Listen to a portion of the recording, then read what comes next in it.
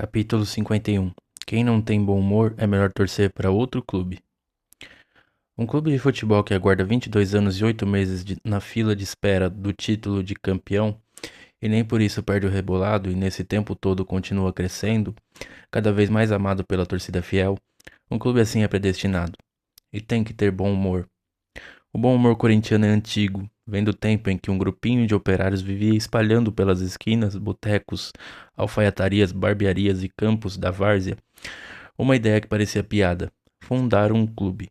Sem ter sede, campo, bola, camisa e sem um tostão furado no bolso. As pessoas ouviam e davam risada.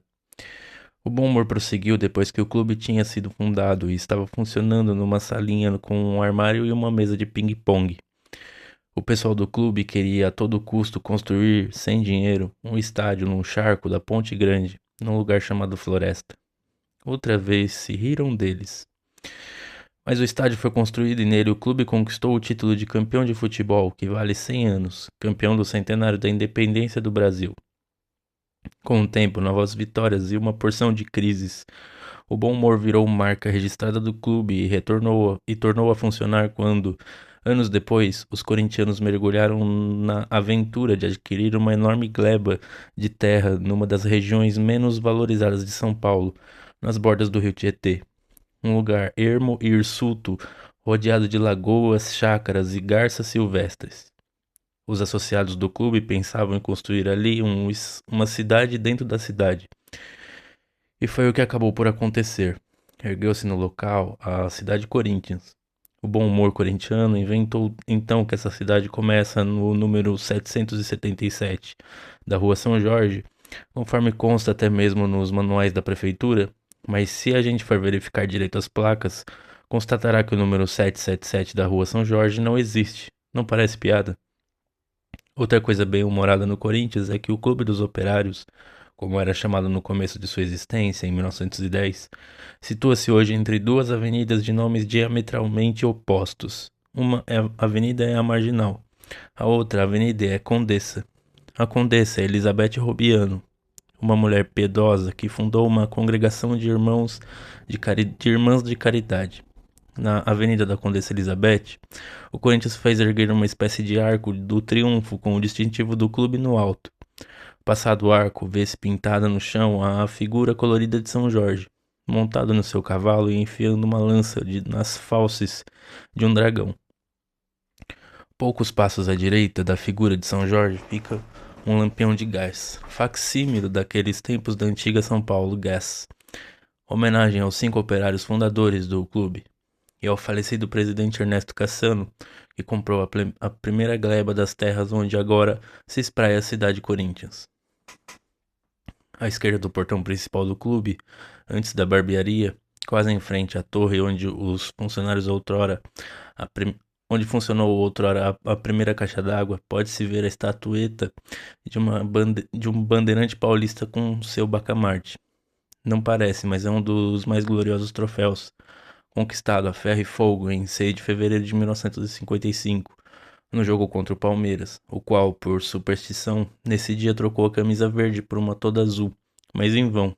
O pequeno polegar, aos 10 minutos de jogo, Luizinho, o jogador de menor estatura física do Corinthians, o pequeno polegar com um lugar cativo no coração da galera, marcava seu 14º gol no campeonato. O máximo que o Palmeiras conseguiu foi um suado empate, insuficiente para arrebatar o título ao Corinthians. O bandeirante está num pedestal, nos jardins do Parque São Jorge, posto ao relento. Sob sol, chuva, vento, o bom humor o transformou numa homenagem a todos os torcedores sem capa e sem guarda-chuva das gerais e arquibancadas. Outra coisa bem humorada do Corinthians é que o clube viciou em conquistar títulos de centenários. Papa quase todos. Em 88 foi buscar o título de campeão do centenário da abolição da escravatura. Em 91 disputou contra o Flamengo do Rio e venceu o troféu centenário da Antártica. Quem não está bem a par do bom humor do Corinthians pode estranhar que o clube se interesse e prestigie inclusive centenário de cervejaria, mas o respeito e consideração aos fabricantes da diurética bebida também tem história e vem de longe. No tempo do Bom Retiro, onde um dos cordiais vizinhos do clube era a cervejaria Germânia, Sem esquecer, claro, que os primeiros campeonatos do Corinthians foram disputados no Parque Antártica. A Germânia foi a fornecedora oficial da primeira chopada do clube, uma iniciativa extra-campo que depois se tornou hábito entre os mosqueteiros. Aliás, foram a Cervejaria Germânia e a Cervejaria Antártica que a diretoria corintiana consultou em 1916 para tentar fazer o que seria talvez o primeiro contrato de marketing no estádio de futebol. A proposta era a seguinte: uma ou outra cervejaria emprestaria ao clube determinada importância em dinheiro, que o clube devolveria em parcelas mensais, para poder construir a arquibancada no campo da floresta. Em troca, o clube autorizaria a fábrica de cerveja a montar barzinhos em torno do campo. Quase deu certo. Não deu certo apenas porque a Primeira Grande Guerra atrapalhou a vida do Germânia, e o gerente da Antártica, que se interessara pelo negócio, faleceu repentinamente. Mas valeu a intenção, e nem por isso o bom humor corintiano abandonou o chopp. Depois das vitórias, era praxe os associados se reunirem na sede e confraternizarem. A bebida corria de graça. Corria tanto numa assembleia, o tesoureiro, depois de fazer as contas, construiu o que havia associado bebendo numa comemoração mais do que a mensalidade que pagava. O tesoureiro deu o alerta, sugeriu que daí pra frente todo associado pagasse R$ 100 por copo de chopp. Foi o mesmo que jogar pó de mico no salão. Os protestos foram gerais, mas o bom humor corintiano achou uma saída. A mensalidade foi aumentada e o chopp continuou de graça. Nos 20 e tantos anos que o Corinthians ficou chupando o dedo sem título de campeão de futebol, embora, claro, se fartasse de chegar perto e levantasse um monte de títulos gloriosos em outras modalidades esportivas, os corintianos precisaram exercitar seu bom humor para suportar com cavalheirismo as farpas e maledicências dos adversários. Mas até na maledicência inimiga havia precedente histórico. A primeira vez que o clube mudou de sede da Rua dos Imigrantes para a Rua dos Protestantes, o motivo principal era rebater a chacota dos adversários, que chamavam o Corinthians de Clubinho. O Corinthians foi alugar então uma sede quase de clube grande, mas mesmo como Clubinho já havia armado um timão. O apelido Timão vem daí, do bom humor desse tempo. O bom humor corintiano é o que faz o apelido Timão grudar para sempre. Durante os 20 e tantos anos de jejum, os inimigos espalharam que havia um sapo enterrado atrás de uma trave do Parque São Jorge. Era por isso, diziam, que o time não ganhava o título. Os corintianos decidiram então juntar o bom humor a algumas medidas práticas e começaram a acender velas de vários tamanhos e cores e a colocar vasinhos de Comigo Ninguém Pode e espadas de São Jorge a uma imagem de cimento de São Jorge. Um pouco kitsch, é verdade. Entronizado em um dos recantos mais recolhidos, remansosos da cidade de Corinthians. Embora se diga que São Jorge não é santo de papel oficial, passado e rúbrica pela Santa Sé, os corintianos, de um modo geral, o continuam prestigiando e, por mais que mudem as diretorias do clube, ao que se sabe, ninguém até hoje pensou em demitir o santo de seu cargo de padroeiro. É claro que nas horas de aperto, os corintianos se socorrem também dos demais santos e anjos da coorte celeste, nisso incluído o Padre Cícero.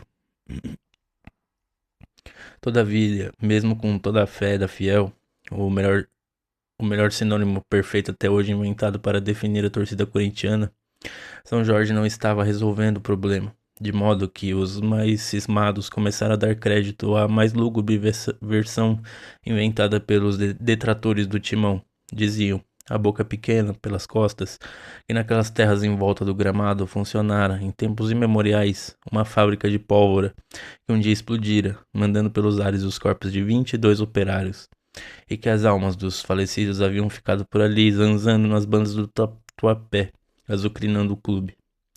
Essa versão macabra quase aluiu o bom humor corintiano por uns tempos, até porque o futebol é uma caixinha de superstições e existem, de fato, certos gols que a trena e o compasso não explicam e parecem obra de um pé de fantasma.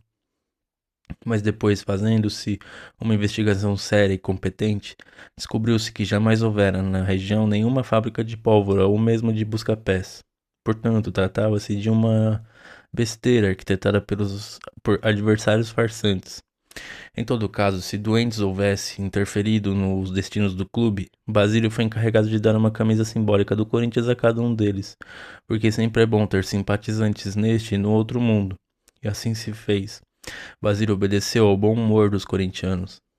naquela noite mágica de 13 de outubro de 1977, perante a torcida de 87 mil pagantes, no amável recreio do Morumbi, que é o apelido cordial que os corintianos dão ao estádio São Paulino Cícero Pompeu de Toledo. Basílio, numa jogada aos 36 minutos do segundo tempo da partida contra a valorosa Ponte Preta, exorcizou os sofrimentos da galera, espantou o mal-olhado, as cismas e os temores da torcida, recoseu o estandarte das glórias alvinegras, recompôs o bom humor da raça e redimiu a alma de todos os corintianos vivos ou mortos.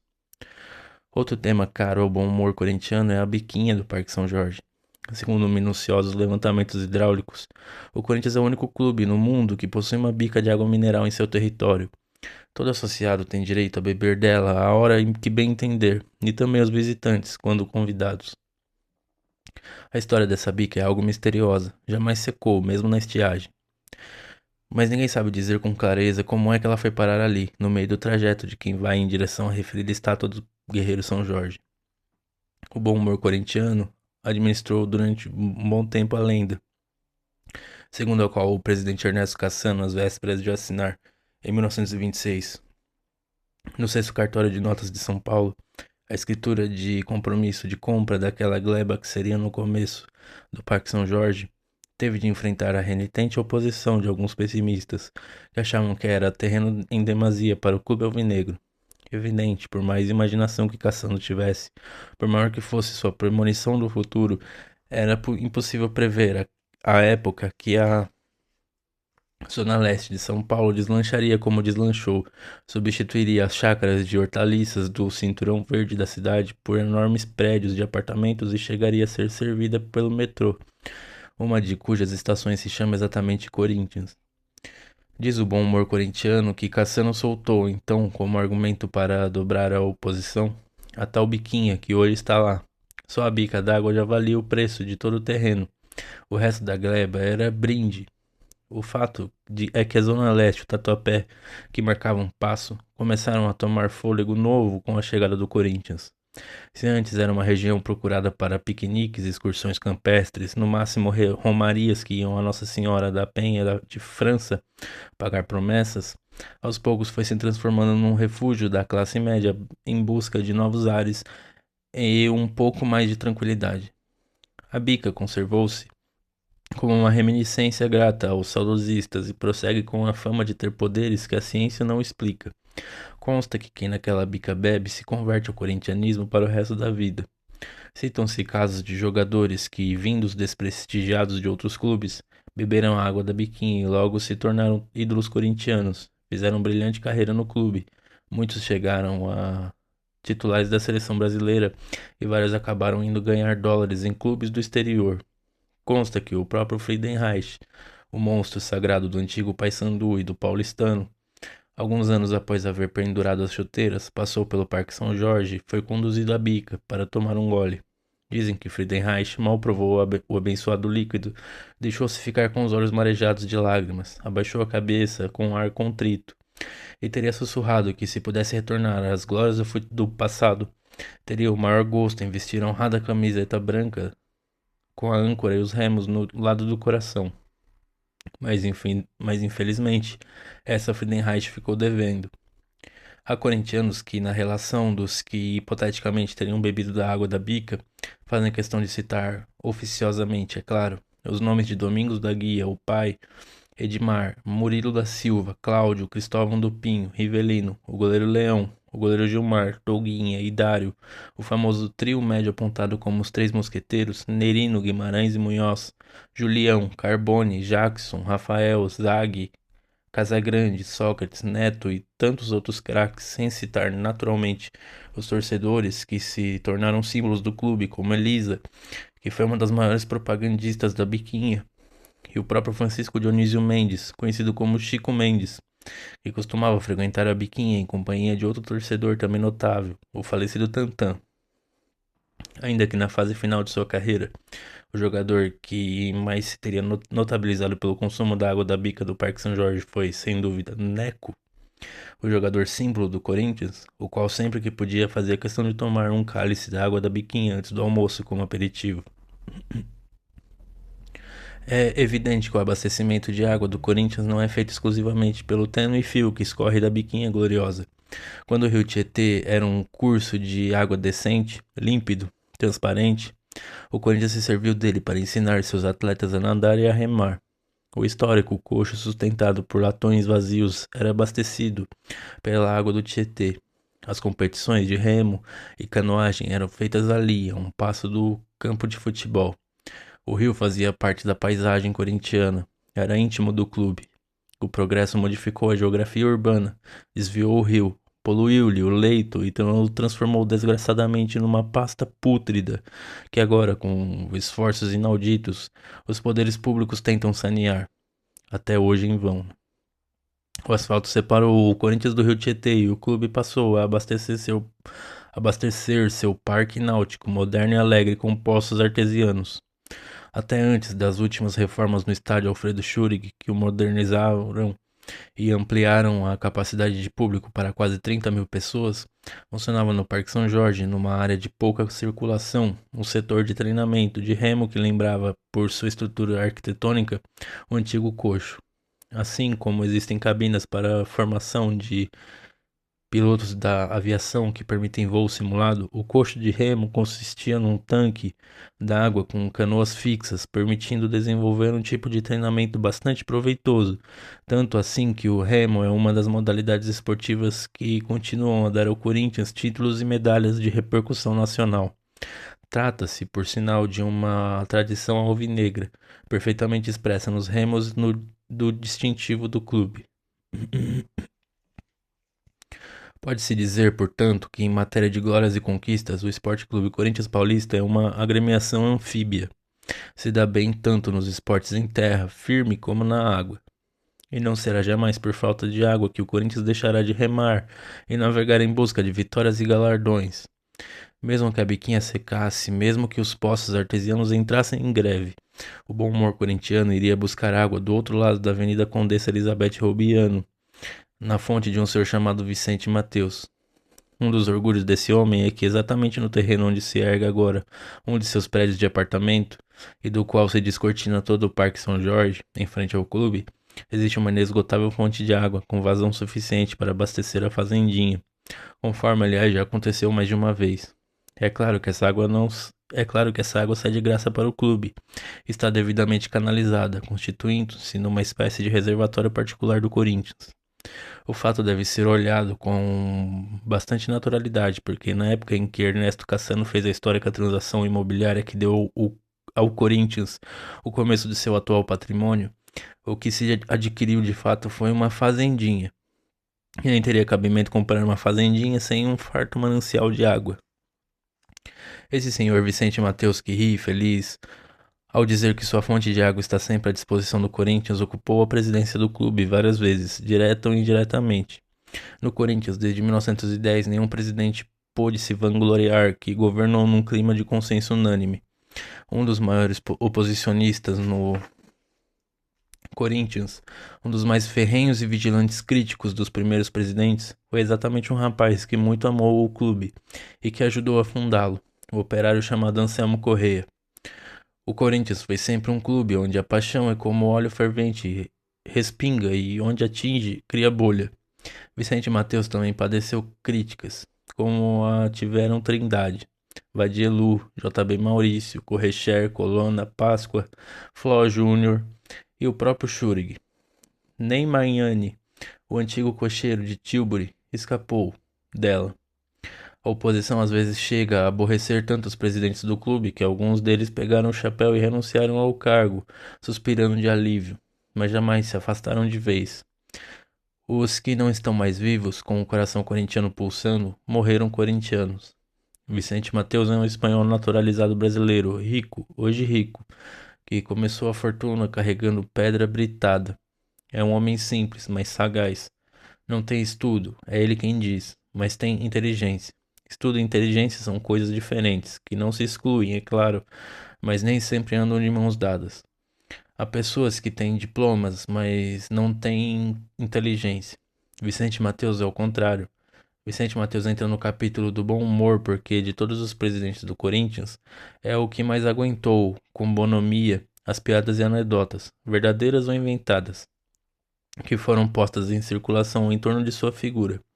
Considerado um presidente pitoresco, contudo, ele salvou o Corinthians do poço das dívidas e do assédio encarniçado dos credores mais de uma vez.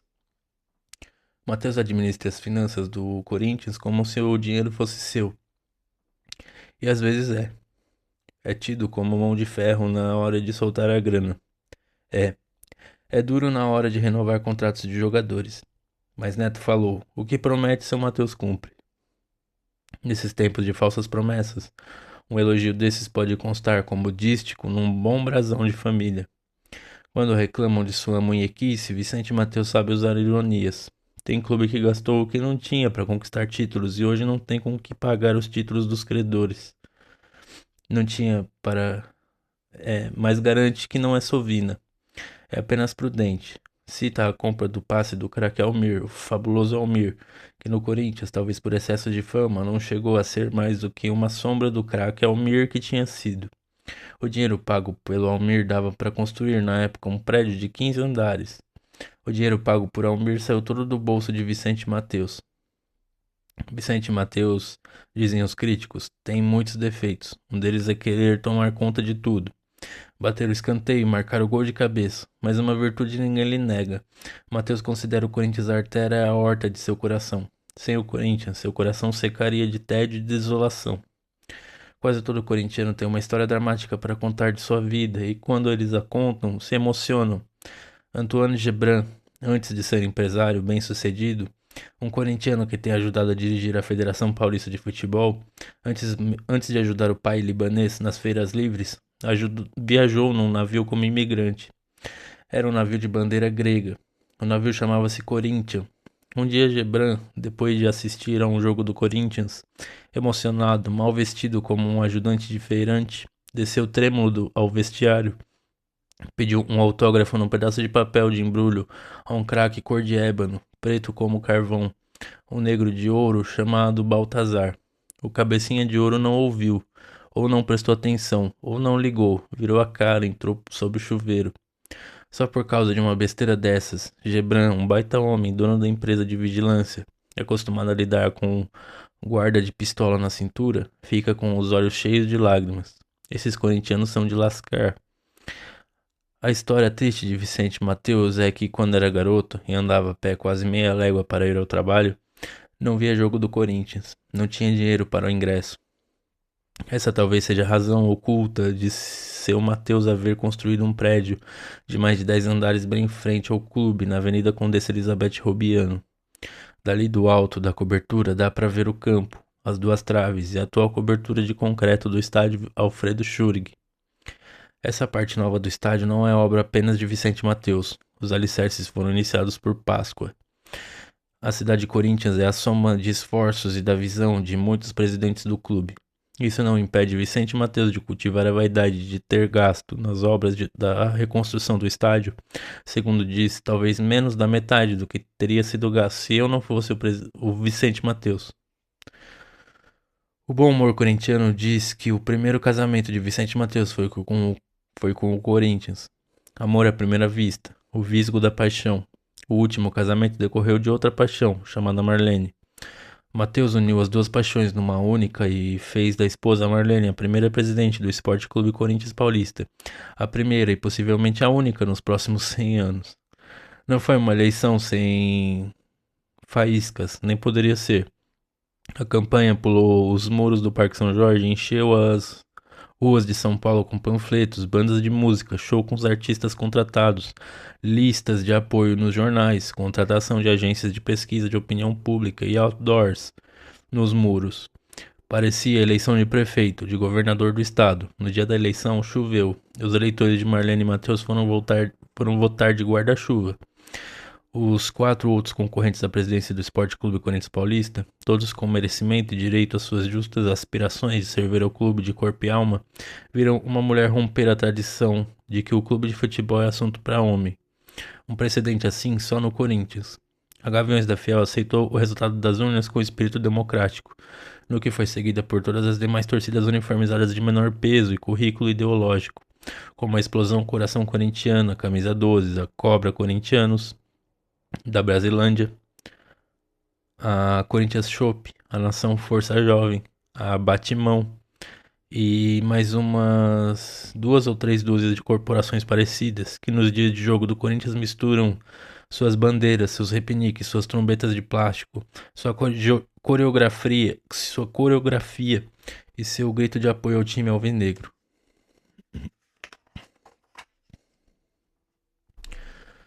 Por vezes, o bom humor corintiano cisma de retocar fatos históricos apenas com o objetivo de apurrinhar os adversários. É o caso do Galo Verde depenado no Parque São Jorge. Há corintianos que garantem que não houve Galo Verde nenhum. O que se depenou na realidade foi um frango caipira que um palestrino abusado havia pintado de verde e levado para o estádio para fazer gozação. A invenção do galo, bem maior que um frango, teve em vista justificar tanta pena verde, mais de 1.000, que no dia seguinte ao jogo os corintianos exibiam na lapela do paletó. Frango caipira não podia ter tantas penas no corpo.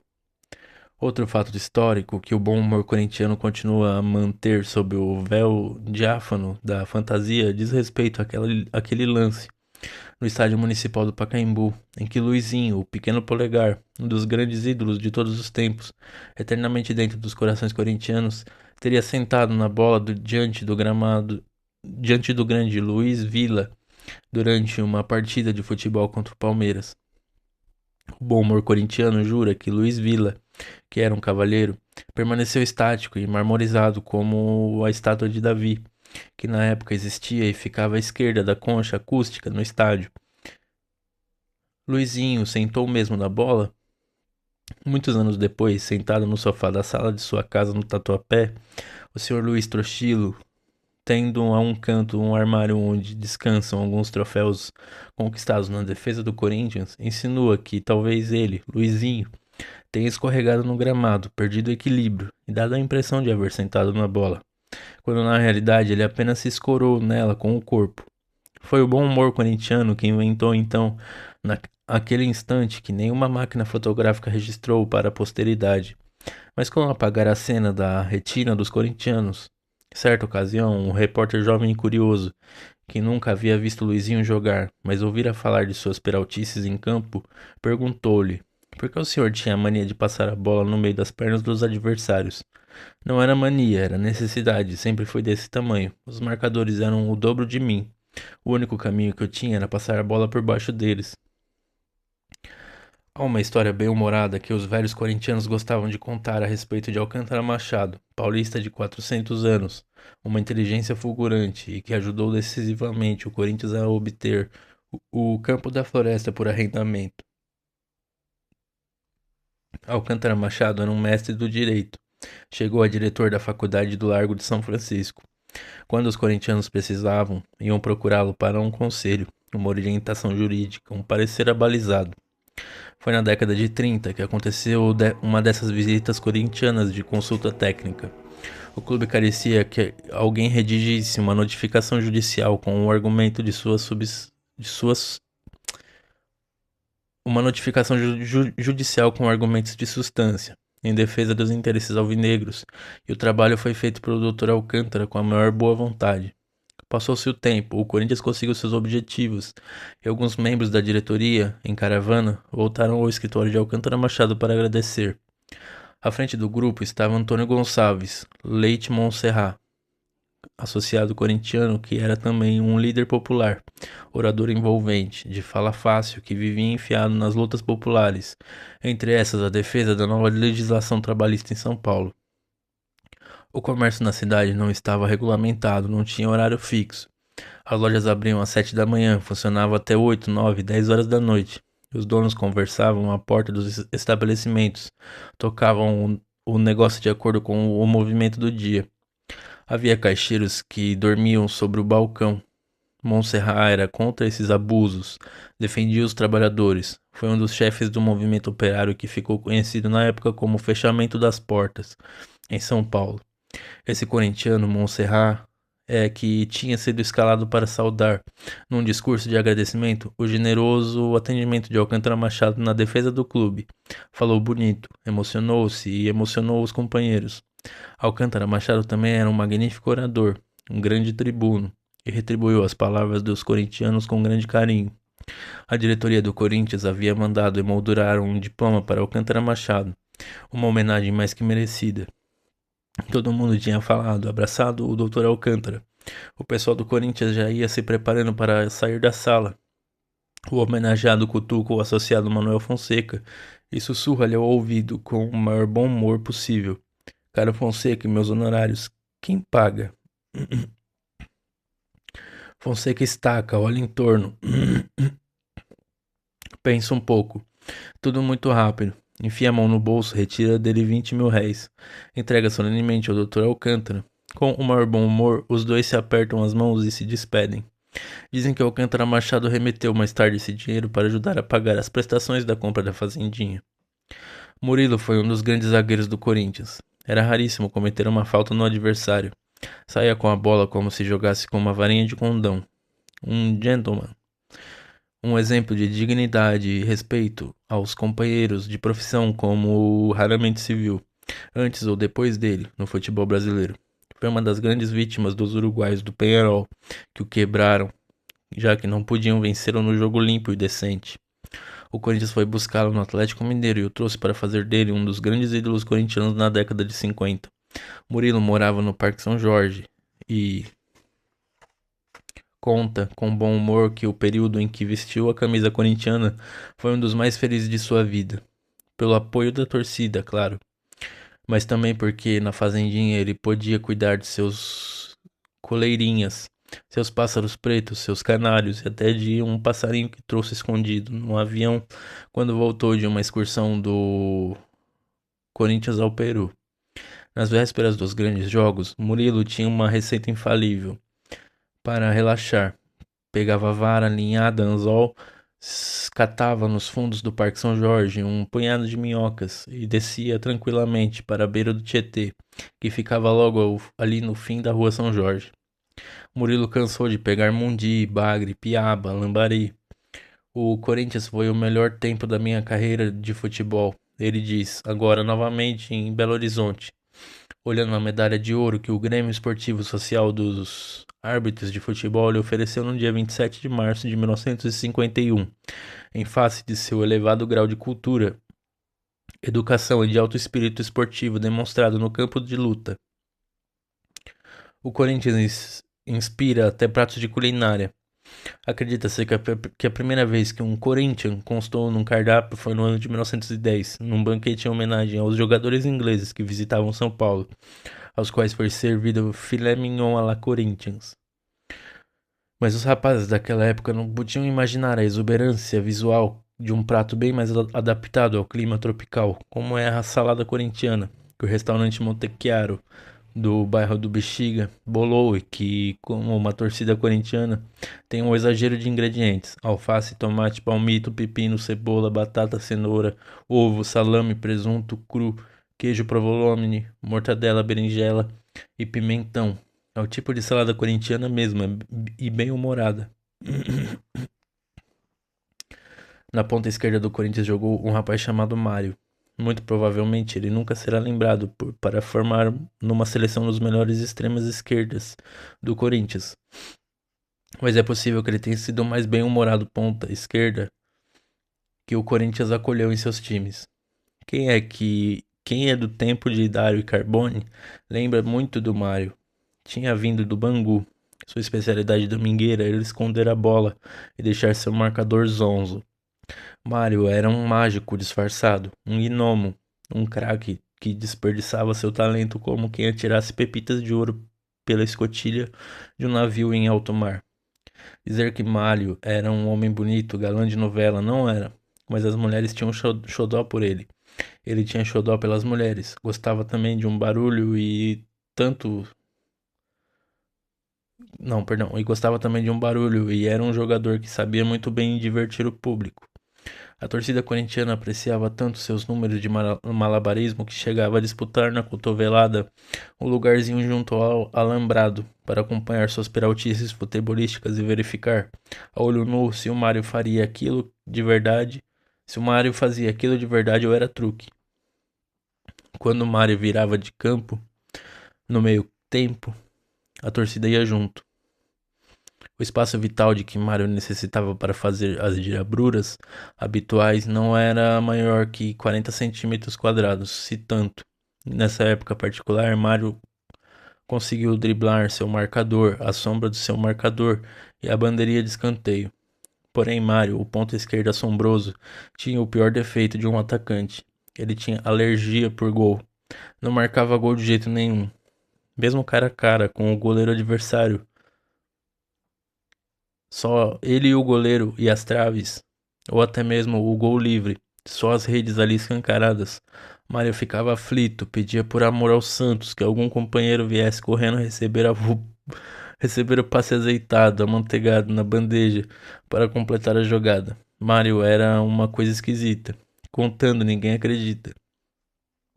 Uma tarde antes de uma partida bem séria, aquelas partidas que o clube não pode perder, o técnico chamou o Mário reservadamente para um canto dos vestiários, pôs as duas mãos paternalmente no ombro do jogador e foi franco. Mário, tu tem algum trauma?